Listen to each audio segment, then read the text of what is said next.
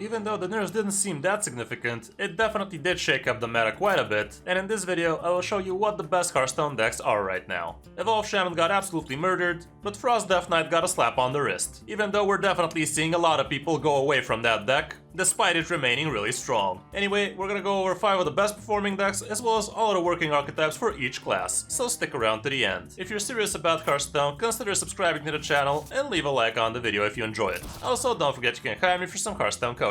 Now, let's check out the decks. You are not prepared!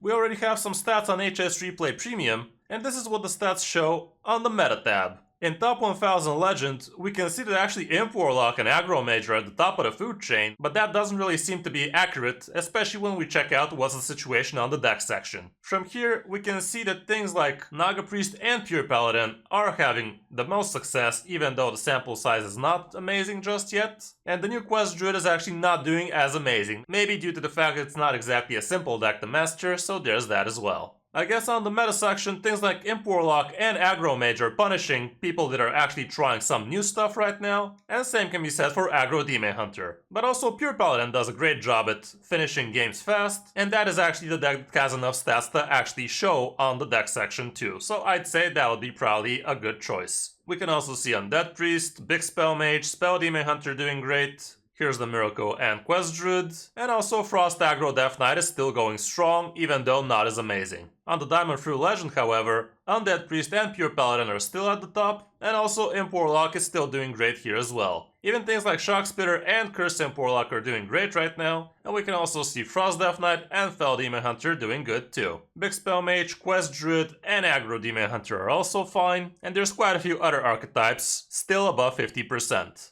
Anyway, the first deck on the list is gonna be Undead Priest, which is doing very good, and we have quite a few variants of it with pretty high win rates from Diamond to Legend. Undead Shadow Priest is basically an aggressive deck that also has a few control-y tools which fit in perfectly for the archetype. Undying Allies can be extremely powerful, and even just playing a single Undead while having this proves to be extremely strong. We also have the new Mindseer spell, which is an excellent control tool that also goes face. Animate Dead can be extremely powerful as well. We also have Bone Collar, which is a very chunky minion which also resurrects your powerful undead minions, like your 5/5 or your Shadowed Spirit, and even the Haunting, which can also be extremely powerful. You also have Shadow Word on Death, which is a great AoE that can also go face. And High Cultist can also be super powerful if timed correctly. Location gives you a nice card draw as well as Grave Digging. And you also have the weapon, which can also help you with some good AoE early on. Matchup-wise, we're gonna have to switch over to a lot more popular lists so we can have a better idea of what to expect. And as you can see, Unholy Death Knight, Aggro and Big Spell Mage are not gonna be great, as well as Evolved Shaman if that still existed, but it actually doesn't anymore. But yeah, everything else looks pretty positive. Mulligan-wise, again, we're gonna have to look at the populated lists. And here's what it looks like going first. The Void Touch Attendant can make enough sense early on. You also have Whispers of the Dead, which could be extremely powerful with your Incorporeal Corporal, the Haunting Nightmare, the Bone Collar, the Weapon, Animate Dead even if you already have some good undeads, Shadowed Spirit as well, and Undying Allies, again if you have some good undeads, you're gonna be able to play soon. Location can also make the cut, but the rest probably not so much. Going second, here's what it looks like, and it's basically the same, but Void Touch is not as amazing going second, and here your good free drops are what you're looking for most of the time. For other good priest decks, it's basically just Undead Priests with good positive win rates, but also Naga Priest is doing very well in top 1000 Legend, so there's that. The deck is a bit harder to pilot, so keep that in mind.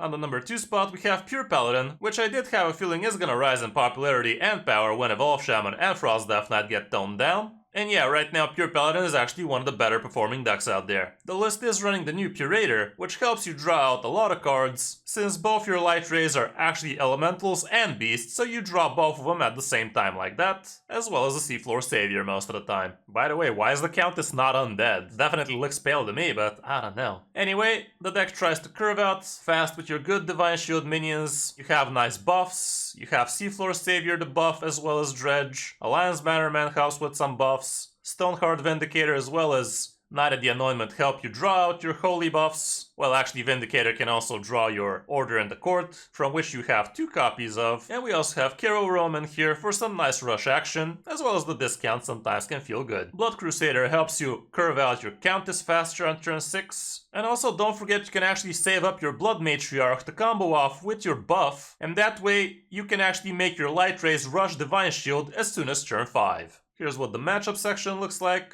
Undead Priest is not gonna be super amazing, and Frost Aggro Death Knight is still gonna be somewhat strong. But all around you should be having a good time climbing. Mulligan wise, you're gonna want your Sanguine Soldier going first, Bannerman's nice, Seafloor Savior as well, Sinful Sous Chef, and also Blood Matriarch on curve can be pretty good as well, depending on the matchup though. You might also want Righteous Protector in some cases, and Carol Rome can also be a nice curve out for you. Stoneheart Vindicator can also make sense, especially if you're curving into it. One on the coin, here's what it looks like again. I wouldn't really be keeping the Countess like that, like you have so many ways to cheat her out faster. The Curator, however, makes a good amount of sense. Bannerman's still okay, your good 1-drops are still good, and depending on the matchup you might even consider a class action lawyer. For other good Paladin lists, we also have a Pure Control Paladin doing okay, and also Silverhand Aggro Paladin is also doing great.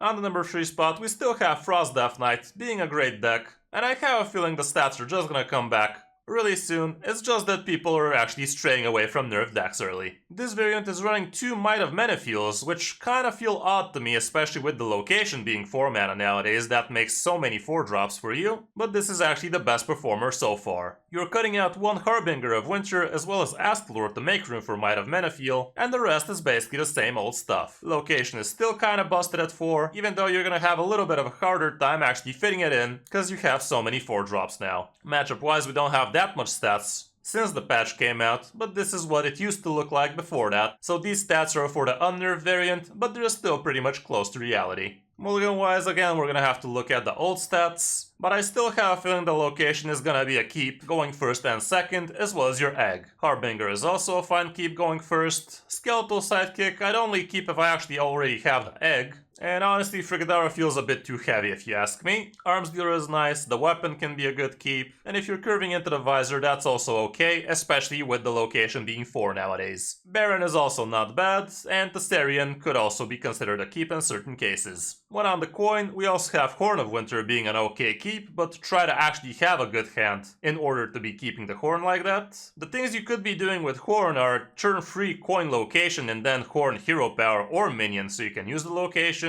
But you can also use some good stuff with Bran, Horn of Winter into Visor, and that can also be a crazy good Bran play for you. Because in certain matchups you don't really want to be going for the Marrow Manipulator double up, but you just want a little bit of extra value as well as a high priority target on the board. For other good Death Knights, as you can see, Frost Death Knight is still at the top, Unholy Death Knight is also okay, but Blood Death Knight seems to not be so amazing anymore. It's kinda surprising that the location nerf actually hit it this hard, but I actually believe it's because Evolve Shaman is not on ladder anymore, and that was a great matchup for them. On the number 4 spot, we still have Big Spell Mage doing great, and no, the nerf to Grey Sage Parrot was not targeting Standard Mage, it was basically for Wild, where they get to do shenanigans with the quest, but that's not a thing anymore. So yeah, Big Spell Mage was untouched, so don't be afraid to be playing it if you still were. Grey Sage is still gonna be repeating your Belinda spells, because it doesn't matter how much you discounted it for, it matters what the original spell cost was. Like, why else would we be playing Barbaric Sorceress to get 0 mana spells, which were still repeated by Grey Sage Parrot? It still works. Anyway, the deck is basically the same. You've already seen it way too many times, no reason for me to go into detail for it. Matchup wise, here's what it looks like. The only bad ones would be Pure Paladin, which rose in popularity, so there's that. And Rage Warrior is also not great, but you won't be seeing too many of those. And Unholy Death Knight is also a little bit in the red. Mulligan wise, going first, here's what it looks like. Belinda, always a keep, location's great, Farwatch Post, Deepwater Evoker as well. Pelican Diver can be nice. And Akani and Amplified Snow Flurry as well. Barbaric Sorceress, if you're curving into it, you also probably want to be keeping it. And in that case, Mailbox Dancer also makes a lot of sense. And yeah, when on the coin is pretty much similar, but here Mailbox Dancer and Barbaric Sorceress become even more keepable. For other good mage decks, we still have Aggro Mage and Pig Mage, but Big is at the top.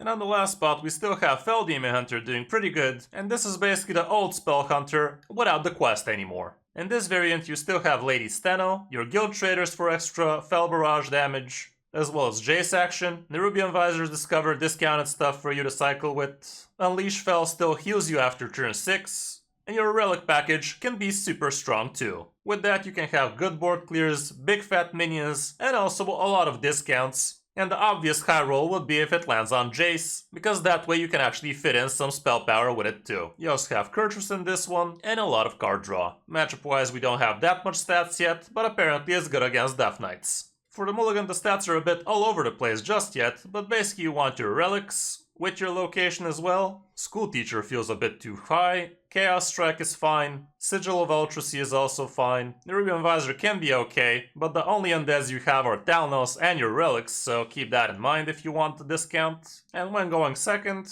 even things like Artificer Zymox can become a little bit more keepable. Fel Barrage is also okay here, so you can use it as a control tool, but the rest is similar. For other good Demon Hunter decks, we also have the weapon variant, which is doing almost just as good, and we also saw some aggro Demon Hunter, but we're not really seeing it on the table here.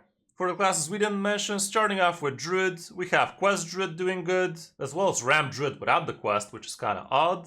And the rest is basically iterations of those. For Hunter, like I said, Shock Spitter is doing great, as well as Quest Hunter, and people are trying this new Zoo Hunter, but the stats are not great for it just yet. With Rogues, Thief Rogue is at the top of the list for them, Miracle Rogue is also still usable even though not as amazing, and Death Rattle Rogue is also exactly at 50% so far. For Shaman, here's what it looks like to tone down the power level of Gnoll by just 1 mana. Shocking, I know. With Warlock we have Imp Warlock and Curse Imp Warlock at the top, Phylactery Warlock is still good, and Thaddeus Warlock can be high rolly, but the stats are not very consistent it seems. And Warrior has left the chat. So that's gonna be it for this top 5 guys, hope this helps you figure out what you want to be playing in the new post-nerf meta. Don't forget to check me out on Twitch, and also don't forget you can hire me for some Hearthstone coaching. Thanks for watching, I'm Kris05, and I'll see you in my next video, or stream.